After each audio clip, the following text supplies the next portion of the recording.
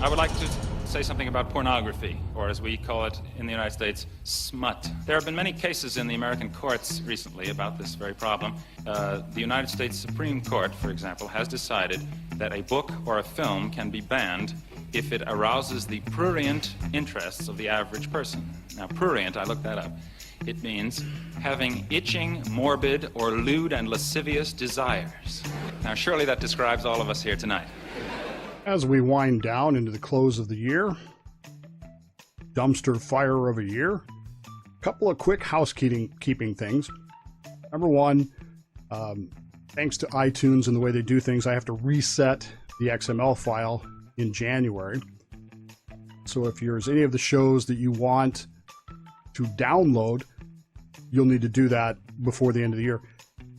If you don't do that, you'll have to get them from the website, plausiblylive.com or the davebowmanshow.com. They'll still be there, and of course they'll still be on YouTube, so you can get them there. But if you're one of those people that likes to download them, and I appreciate you more than you will ever know, you're going to have to get them before the end of the year, because Apple has limits on how many files you can have in your XML file that it will show.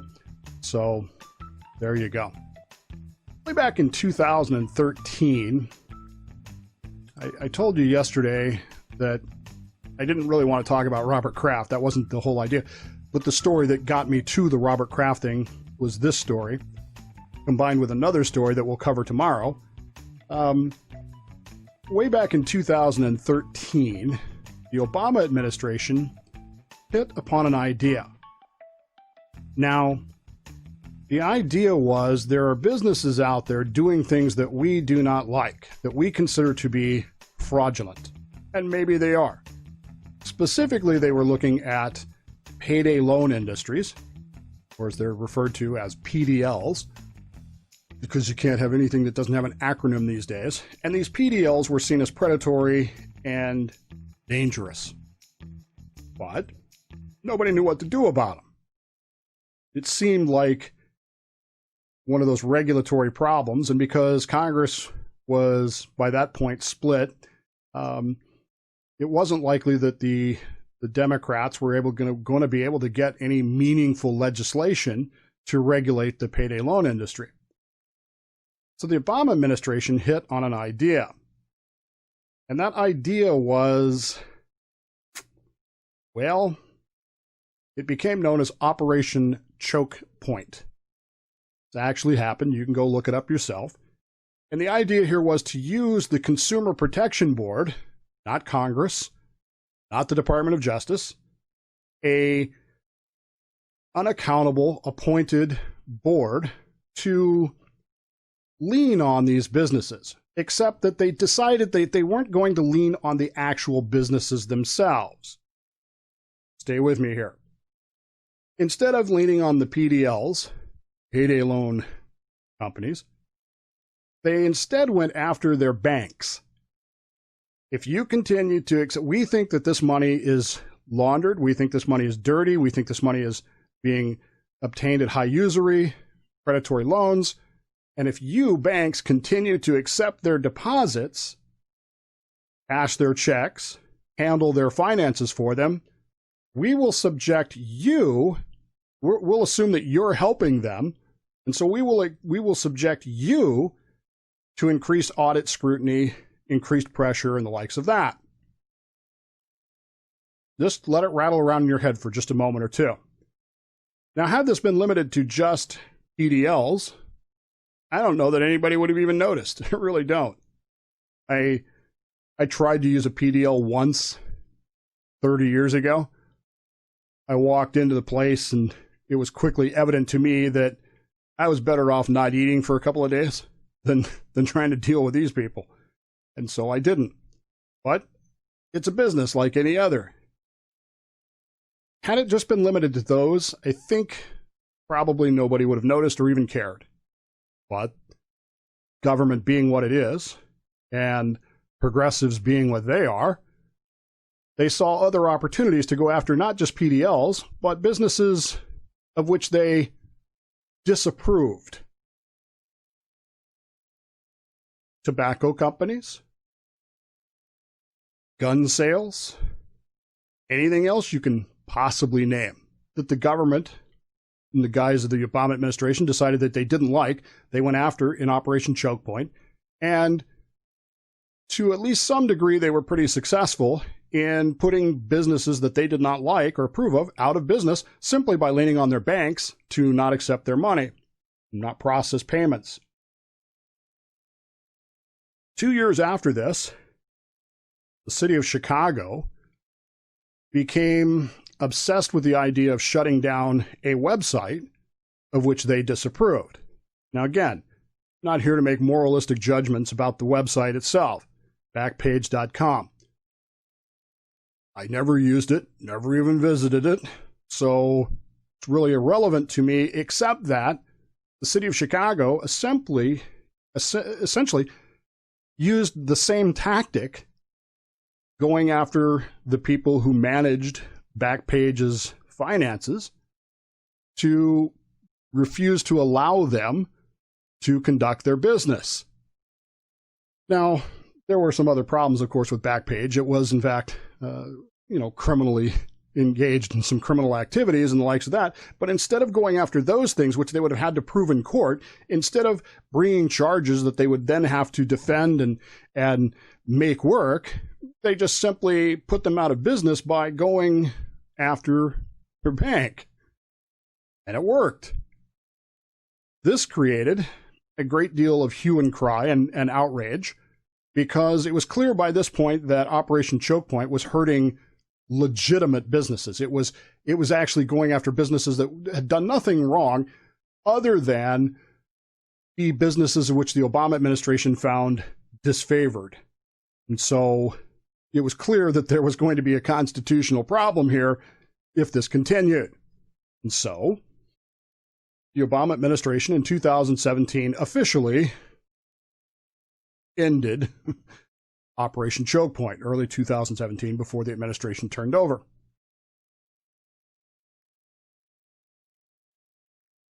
So we still don't have an actual answer to the question. Is this legit? Does this sound legit? I mean, does it sound like something that you're okay with? If the government just decides that they don't like your business, they can simply lean on your customers and put you out of business. Does that sound like something that the government should be in the business of doing?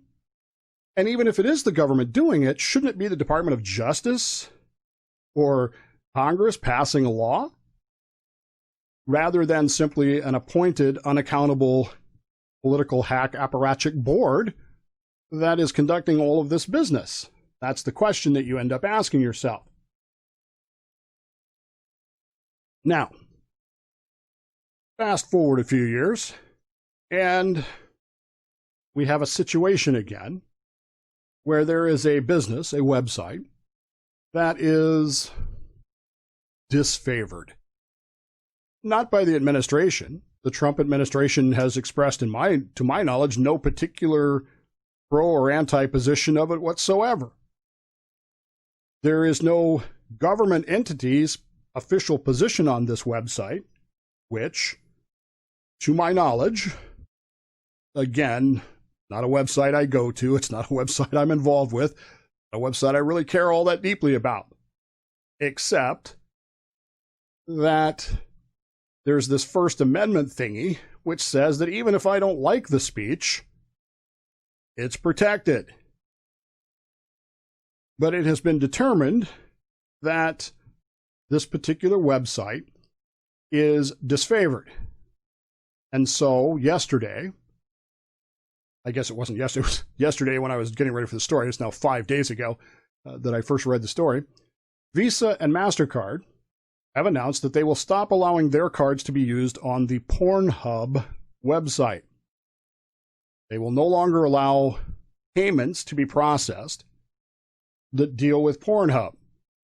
Now, I'll be honest with you, it was my understanding, and again, I don't have any first-hand knowledge of this, but it was my understanding that Pornhub was free. Maybe some of you can fill me in on that. It was my understanding it was free. So I'm not really clear on exactly what you would be paying for. except that I have a little bit of experience with OnlyFans because of the Bella Thorne story a few months ago.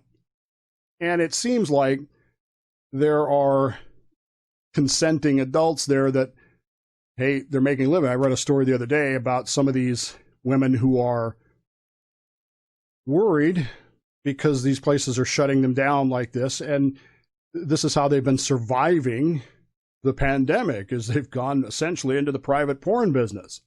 Hey, send me a tip, quote unquote, and I'll send you a picture, or send me a big tip and I'll send you a video. Or one of the girls in the article was talking about her wish list on Amazon. They have wish lists where you can go look at the wish lists, and I have a wish list on Amazon. I assure you there's nothing weird on it, but apparently you can buy them things and they'll demonstrate them for you, whatever. All this is consenting adults. All this is seemingly, to me, protected by the First Amendment. The fact that I don't want to participate in it is my choice. I don't want to participate in it, but I'm not at the point where I'm going to go around shutting other people down because of it. Morally, I might find it repugnant.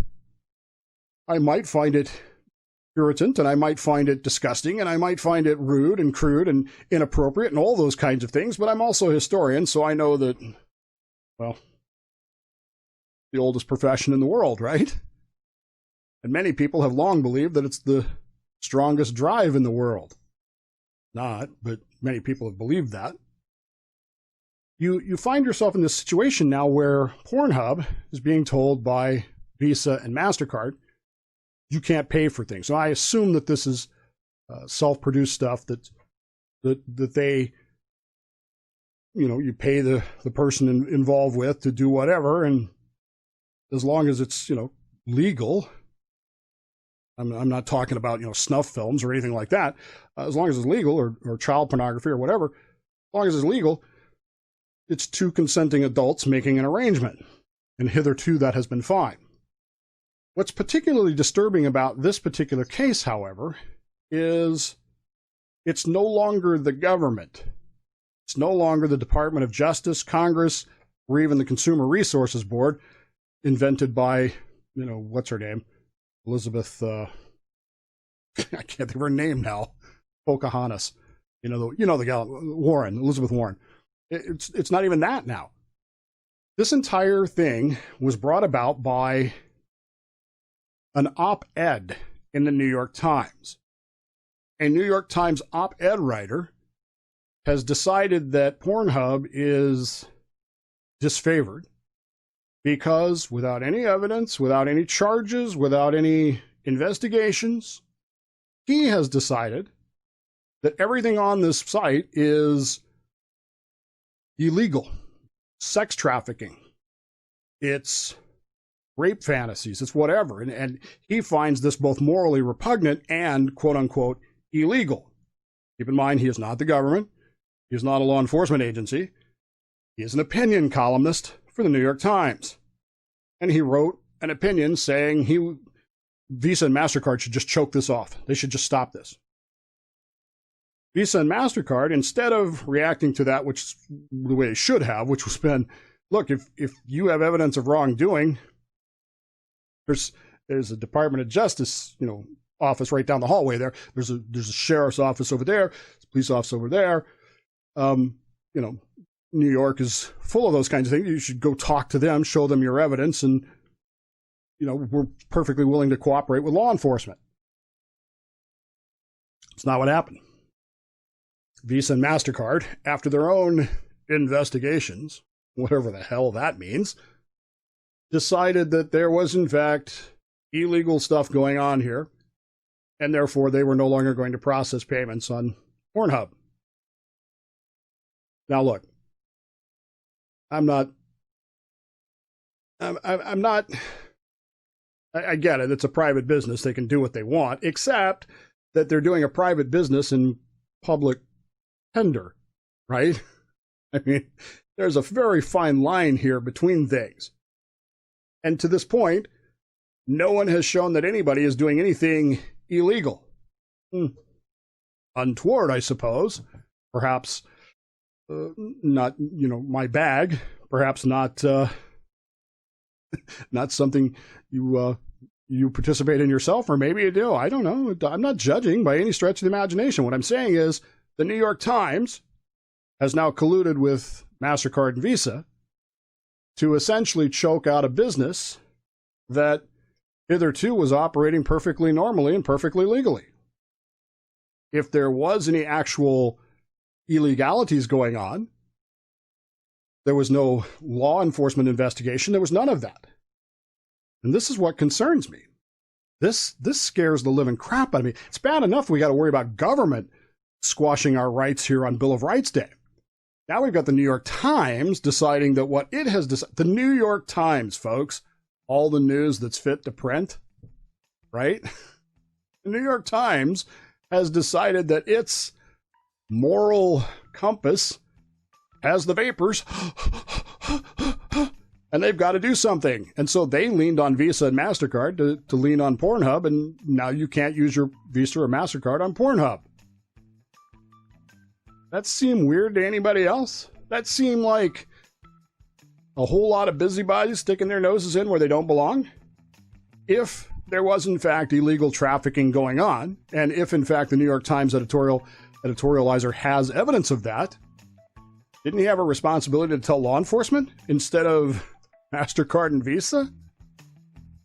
Just a question that I'm left with, and it makes me very nervous. It makes me very oogie that my local hometown newspaper could decide that what I'm saying is unfavored and decide to lean on the people that do business with me and go, why are you doing business with him? And literally put me out of business on their own high horse because they've decided that, well, we got to do something, and we're not going to go to the police. What is this, Las Vegas? Albert Camus, Nobel laureate in literature, 1957, said this: the welfare of humanity is always the alibi of tyrants.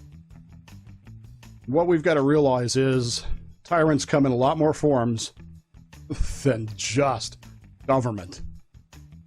Now, we're going to have to watch out for some of those tyrants in media, aren't we?